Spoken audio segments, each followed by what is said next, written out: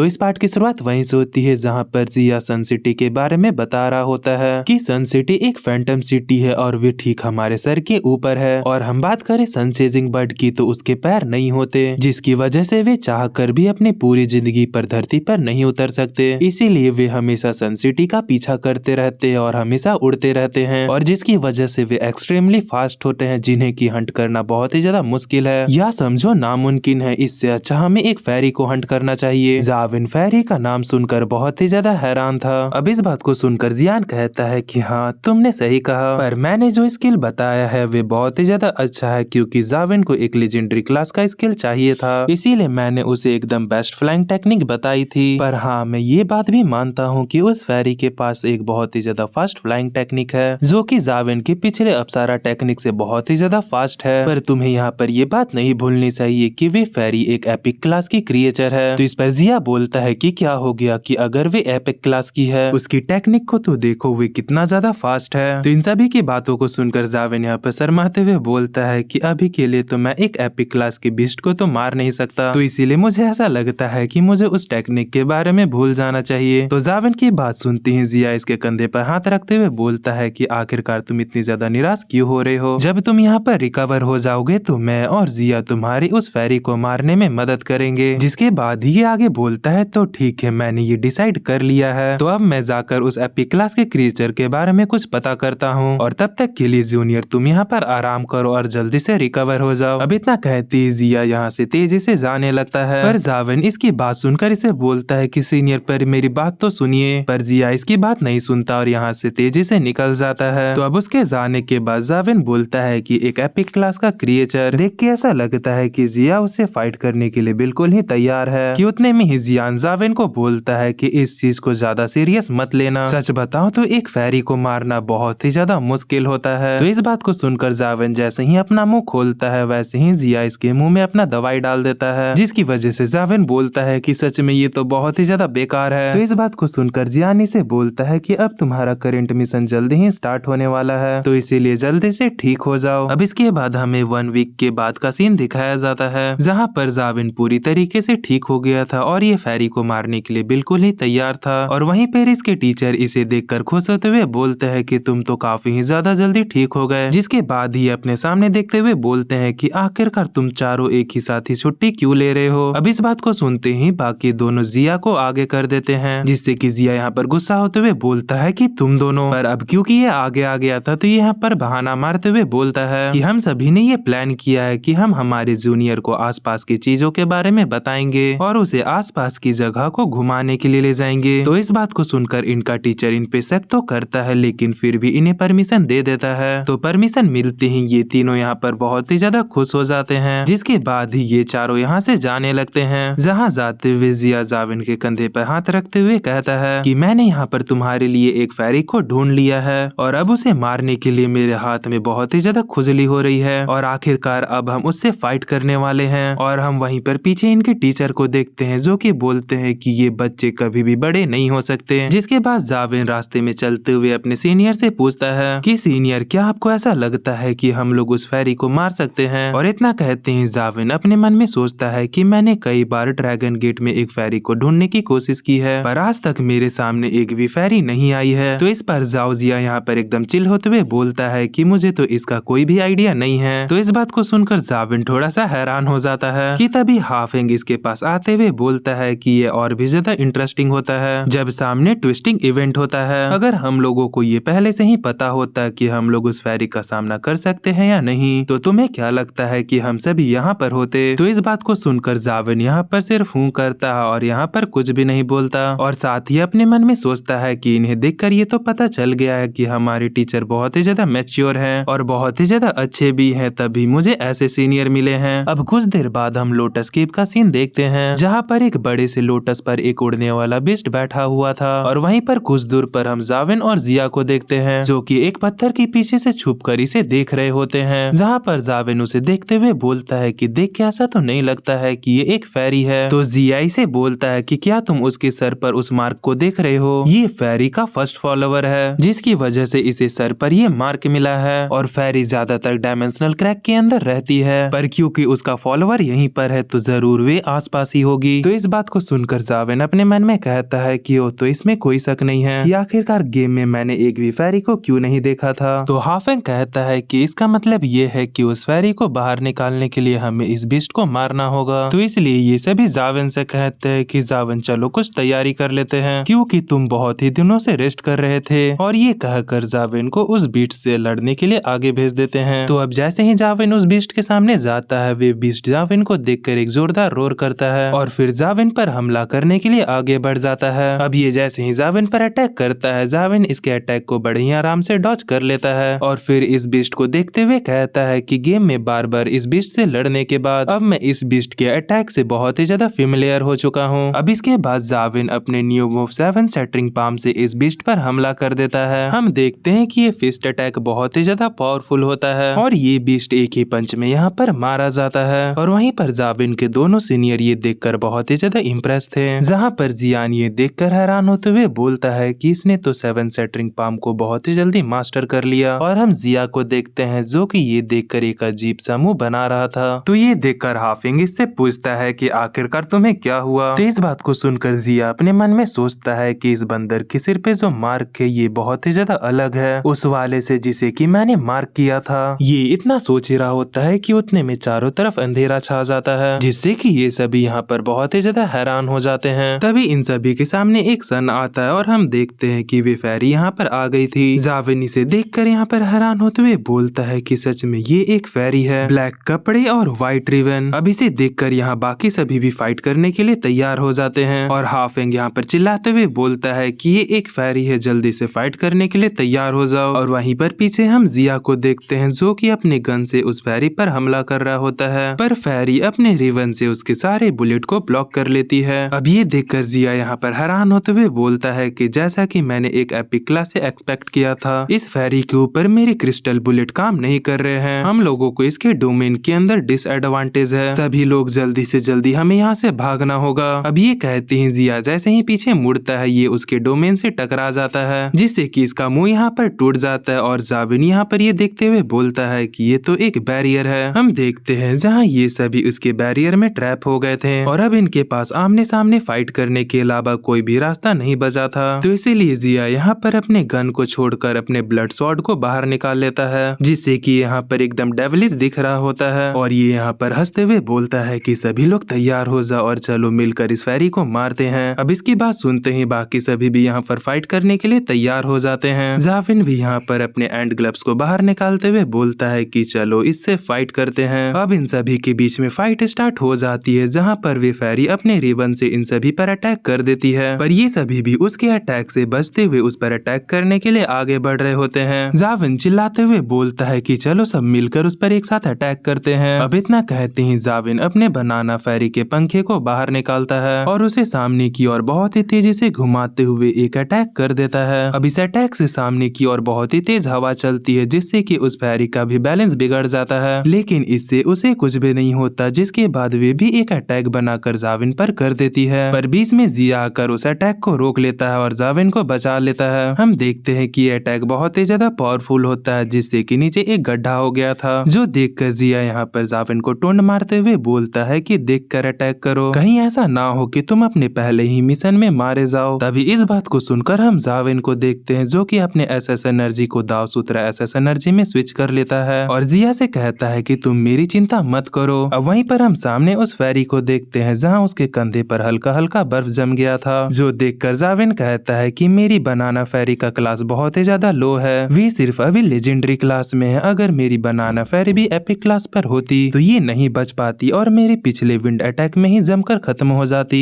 हम उस फेरी को देखते हैं जो कि इस चीज पर ज्यादा ध्यान नहीं देती है और वे फिर से अपने लेजर अटैक को चार्ज कर जाविन पर कर देती है, जिसे कि जाविन डॉज कर लेता है, पर डॉज करने के बावजूद भी इसके गाल पर हल्का सा कट लग जाता है, जहाँ पर ये उस अटैक को देखते हुए बोलता है कि ये बहुत ही ज्यादा फास्ट है और ये अपने मन में सोच रहा होता है कि इस फेरी की स्पीड और एसएस एनर्जी बिल्कुल भी कम नहीं हुई है। और तभी हम हाफिंग को देखते हैं जो कि फेरी की तरफ तेजी से भागते हुए कहता है कि अब बस तुम लोग मुझे कवर करो। जो कहते ही ये अपने एक स्किल को एक्टिवेट कर उस फेरी पर हमला करने के लिए आगे बढ़ने लगता है। अब वे फेरी भी इसे अपनी तरफ आता देखकर इस पर अटैक करने लगती है। वे इस पर अपने रिबन से अटैक करती है, पर जाविन बीच में आकर इसे बचा लेता है और तभी तभी साइड से इस पर एक और अटैक हो रहा होता है जिसे कि आकर जिया रोक लेता है और इसे बचा लेता है। अब इसकी वजह से हाफेंग उस फेरी के बहुत ही ज्यादा करीब पहुंच जाता है। तो ये देखकर ये फेरी अपने बीम का अटैक करने वाली होती है कि उतने में ही कोई रिबन से इसके पैर को पकड़ लेता है और इसे नीचे की ओर खींच देता है। तो अब ये देखकर ये फेरी यहाँ पर बहुत ही ज्यादा हैरान हो गई थी और वहीं पर पीछे हम जियान को देखते हैं जिसने की अपने स्नोरिंग स्नेक की मदद से इसे नीचे खींचा था। अब इस मौके का फायदा उठाते हुए हाफेंग सीधे उस फेरी की पीठ पर एक जोरदार हमला कर देता है।